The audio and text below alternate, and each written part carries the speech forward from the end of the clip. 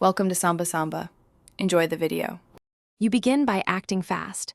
Check the Xbox network settings to confirm IP, DNS, and NAT type so you know what's failing. Next, power cycle the console and router, hold off for 10 seconds, then restart both to clear transient faults. If possible, plug an Ethernet cable directly into the Xbox to isolate Wi-Fi problems. This immediately reveals whether the issue is wireless or broader, and sets up the next troubleshooting steps with clear diagnostic information. Once done with basic checks, move to configuration.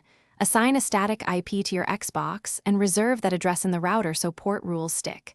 Then change DNS to reliable public servers like 1, 1, 1, 1 or 8. 8, 8, 8 to rule out resolution delays. After that, enable UPnP or manually forward Xbox Live ports on the router so multiplayer and parties can connect. These steps fix most NAT and routing problems and explain why connections fail under heavier network loads. You finish by running the Xbox network diagnostic and following any suggested fixes. This confirms whether the problem is resolved. Make sure the console and router firmware are up to date, then reboot both to apply changes.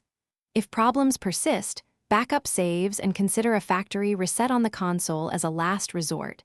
Do not skip backups. If none of this works, one key troubleshooting tip.